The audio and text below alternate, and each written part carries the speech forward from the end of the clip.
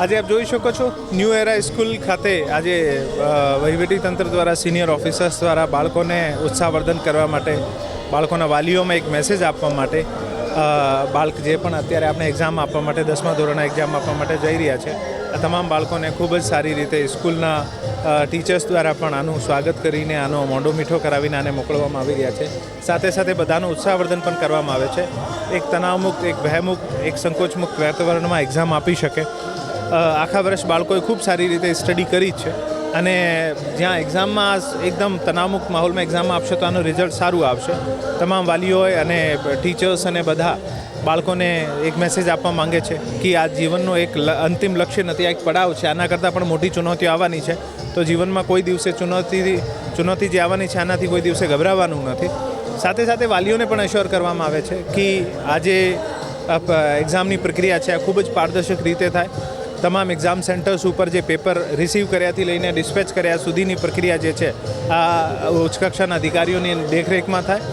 જિલ્લાના તમામ જે પણ નાનામાં નાના કોઈ સેન્સિટિવિટી જણાતી હતી ત્યાં તમામ સેન્ટર્સ ઉપર ક્લાસ 1 અને ક્લાસ 2 ઓફિસર્સની અપોઇન્ટમેન્ટ કરવામાં આવી છે અને આ ઓફિસર્સ સંપૂર્ણ એક્ઝામ પ્રક્રિયા દરમિયાન આનું મોનિટરિંગ કરશે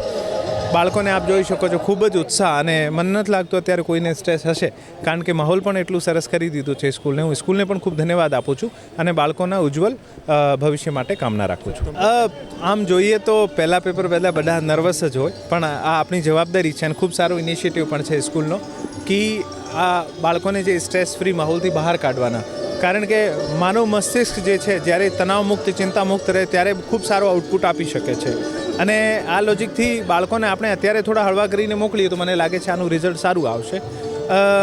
સમયના સાથે આપણે ઘણી બધી વસ્તુઓને રાજ્ય સરકારે મેન્ટલ હેલ્થના સ્ટ્રેસ ફ્રી માહોલમાં એક્ઝામ કન્ડક્ટ કરવાના બાળકોનું ઉત્સાહવર્ધન કરવા માટે ઘણા બધા ઇનિશિયેટિવ લીધા છે અને આ સમયના સાથે જરૂરી પણ છે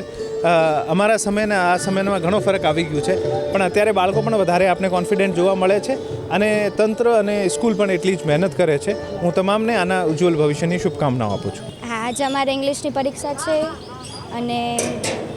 આઈ હોપ સો કે આટલી મહેનત અમે કરી છે તો અમને સારા માર્ક્સ જ આવશે તૈયારી તો અમે ફૂલ કરી છે એન એવરેજ અમે રોજે અમે 6 to 5 hours અમે સ્ટડી કર્યું જ છે દિન રાત મહેનત કરી જ છે તો આવી જ જશે હજુ સર ડિસાઇડ તો નથી કર્યું અમારો ગોલ છે અત્યારે તો એ ગ્રુપમાં જવાનું છે ડિસાઇડ નથી કર્યું આજે અમારી પહેલી ટેસ્ટ ઇંગ્લિશની છે અને અમે બહુ જ સારી રીતે તૈયારી કરાવી છે સ્કૂલે તે અમે સારી રીતે તૈયારી કરાવી છે એટલે પૂરો ભરોસો છે કે પેપર સારું જશે સહેજે નર્વસનેસ નથી કારણ કે સરખી રીતે તૈયારી કરી છે દરરોજ on an average 5 to 6 hours અમે ડિસિપ્લિન સરખી રીતે વાંચતા હતા અને એમાંય સવારે વહેલું ઉઠીને તમે વાંચો બ્રહ્મ મુહૂર્તમાં તો એમાં વધારે ફાયદો થાય છે વધારે તમે યાદ રાખી શકો અને મોસ્ટ ઇમ્પોર્ટન્ટ તમે લખીને પ્રેક્ટિસ કરો એટલે લખીને જ્યારે પ્રેક્ટિસ કરો ત્યારે તમારે વધારે યાદ રહે છે એટલે સરખી રીતે તૈયારી થઈ છે મારું ડ્રીમ છે કે હું મોટી થઈને એક ડૉક્ટર બનું મને મેડિકલમાં બહુ રસ છે બાયોલોજીમાં બહુ રસ છે અને હું એના માટે સખત મહેનત કરવા તૈયાર છું